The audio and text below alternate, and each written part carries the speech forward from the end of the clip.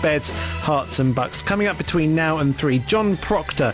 He's from Hemel Hempstead, and for the last 12 years he's been doing a labour of love, researching the life of his second cousin, who was an RAF airman in the Second World War. It's uncovered all manner of stories, many with a local link, and it has resulted in a book that John has just published, and John will be coming in to talk about his research, looking also for some of the families of the names that he's unearthed in his research, many of whom are actually local in and around Dunstable and Bedford. Wondered how to get on the radio. This is it. You send an email to nick@bbc.co.uk, and that's exactly what my next guest, John Proctor, did. John, good afternoon to you. Good afternoon, Nick. John kindly sent me a couple of weeks ago now a beautiful long email all about his book, which is called Does Life Hold Any More in Store? I read it in detail. The story behind the book, the story behind the story is a brilliant one, and that's why, John, I wanted you to come into the studio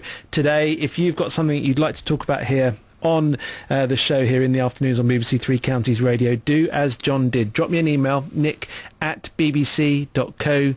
The only rule is there are no rules. As long as you're from Beds, Hearts and Bucks and you've got a story to tell, you are very welcome to get in touch with me, nick@bbc.co.uk. So, John, where do we even start? This, for me, is the story of a little curiosity that led to an obsession.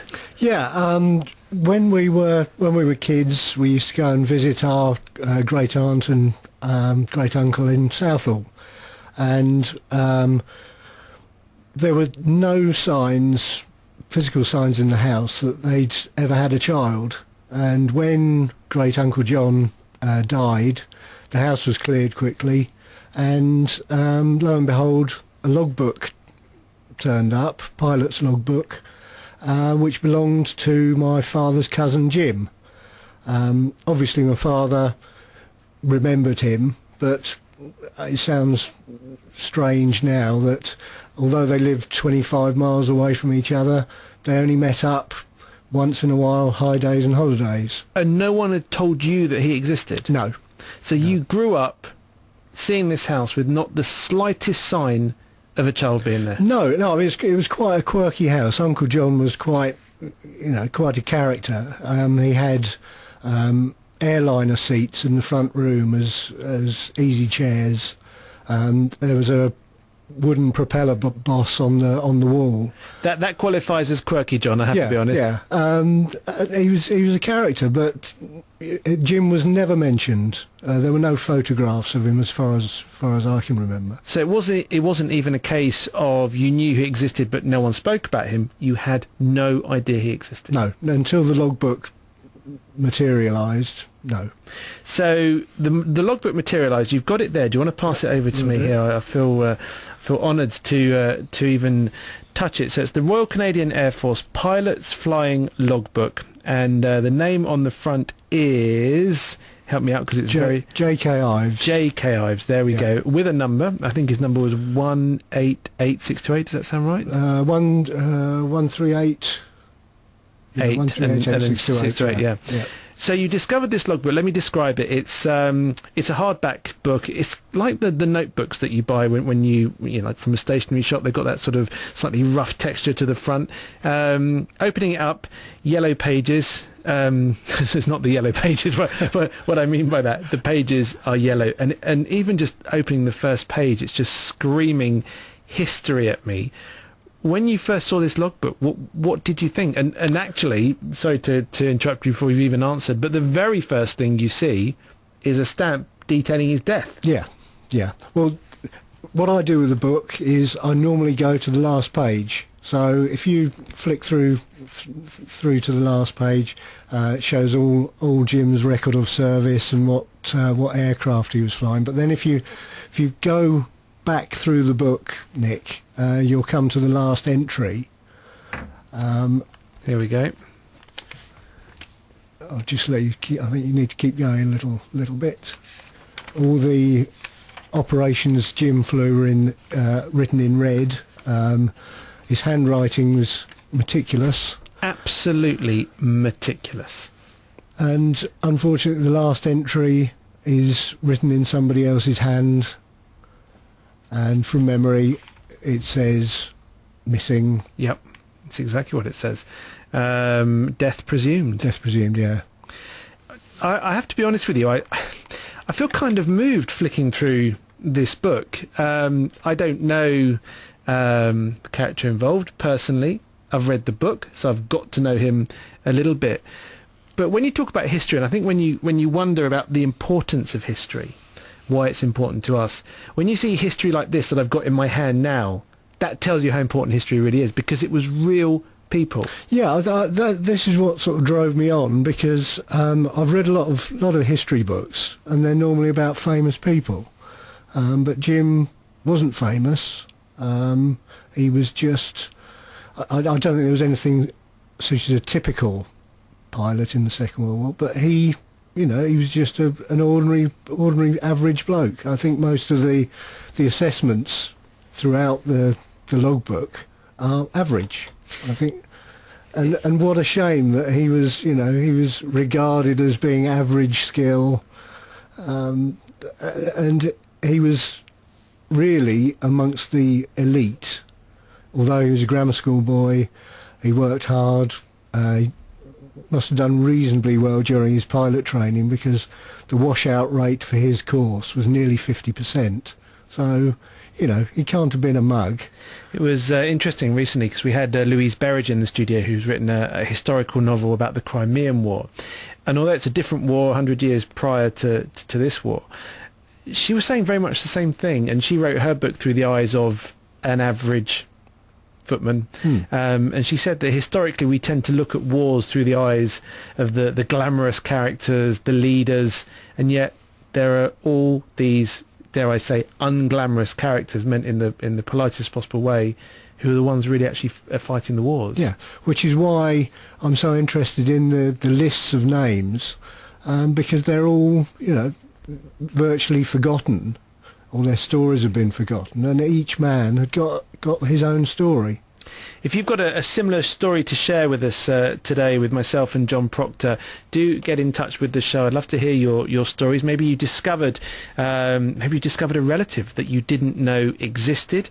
Maybe you discovered that a relative who you did know was involved in the war in a way that you didn't know they were actually involved. You can get in touch by phone, 08459 455 555. You can text me, 81333. Start your text with 3CR, leave a gap and write your message. That number again, it's 08459 455 555. Or maybe you just were a little bit of a cat and curiosity led you somewhere, and that curiosity has led you into an obsession, as it has with John Proctor and this wonderful 12-year labour of love called, and I'm going to turn the book back over, Does Life Hold Any More in Store? We're going to be finding out about the life at 8 o'clock. John Proctor is with me. He's from Hemel Hempstead.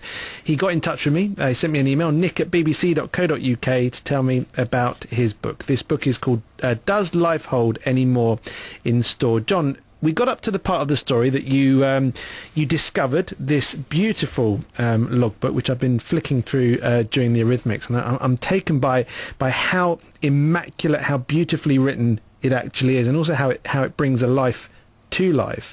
So you discovered that you had this second cousin, Jimmy. Yeah. How did that feel? Well, we put the logbook away for a few years actually, and I was quite impressed that one of the artefacts that I was given was a very fine pair of aviator sunglasses, which were really, really very smart, and I wore them at school, and unfortunately they fell out of my pocket and one of the lenses broke, and they were Jim's aviator sunglasses that he obtained in America when he was training. And if you had them today, they'd be the height of fashion. You do know that. They would be the height of fashion, and I'm desperately sorry that I threw them away. So you discovered that you had this second cousin that you didn't know existed. You discovered that he had fought in the Second World War. What happened then? The logbook got put away for a few years. Yeah, when it was taken out again when my father was ill, and we were sort of chatting about various things. We got the logbook out, and I started asking him about Jim and what he could remember. And between the wars, the world was quite a different place. Dad was living in Tring, Jim was in Southall, and accordingly they only met up high days and holidays. So Dad didn't really know an awful lot about Jim. All he would tell me really was that he had red hair, and he was a little bit London, whatever that meant. You know, I took it to mean that he was a little bit sharp and a little bit clever. And so I said, well, you know, I'd like to find out a little bit more about him, and you know, that sort of set me off really. Was it a historical curiosity, or was it a blood curiosity that you wanted to get closer to a relative that you'd never known? I think it was the family thing really. I think it was a way of getting closer to that side of the family, closer to Dad in a way, and I think that's what fed it to start off with. We'll talk in depth about what you discovered after the news headlines. I'm just wondering though, when you set out, did you have any idea that it would be a 12 years labour of love that was coming? No, I thought it would just be find out a little bit about him and put it away really. Couple of weeks, job done. That'll do, yeah. 12 years later, how many pages of research? How big's your folders at home? Oh, stacks of stuff. And it's resulted in this book, Does Life Hold Any More in Store? We're going to be talking about what happened next, what research you uncovered about Jimmy and his pen pals and what he did in the war, and also, question just to put in your mind, why did no one talk about him when you were growing up? Therein lies the key. C3 Counties Radio for your Friday afternoon across beds, hearts and bucks. I'm Nick Coffer, joined by John Proctor. We've learnt that he discovered 12 years ago that he had a second cousin that no one had talked about. He discovered his logbook, which I'm holding here.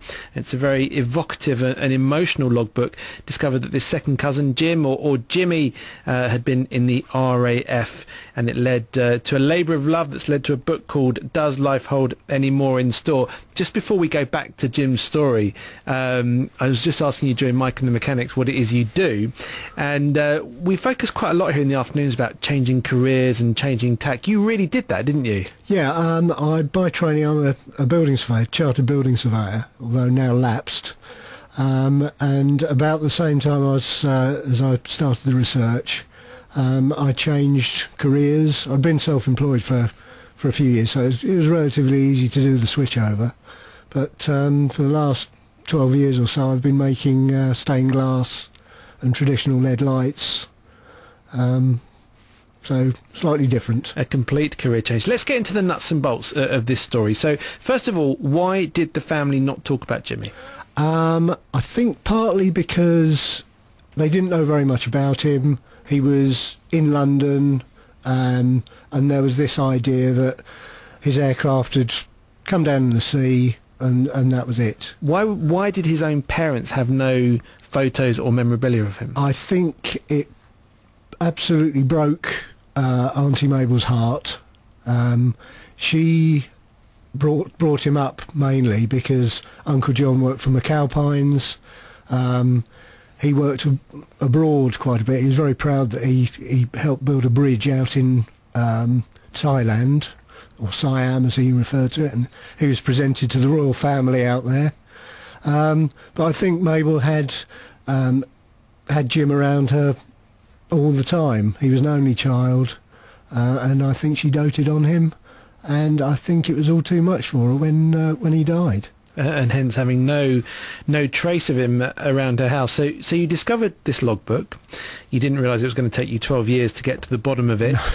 With research, often there's a breakthrough moment where it moves from a little bit of a hobby to something much bigger. Was there a moment, a breakthrough, when this whole thing just opened up for you? Yes, it was the first port of call really was a lady called Lillian, who I remember visited us in the 1970s, and we thought she was a friend of Uncle John's, but it turned out that she was a friend of Jim's. And my mother still had her address, and I wrote to her one of my speculative letters, and the very next day she phoned up. So she still lived there? She still lived in the same address, and she phoned me up and said, I'm so glad that somebody's interested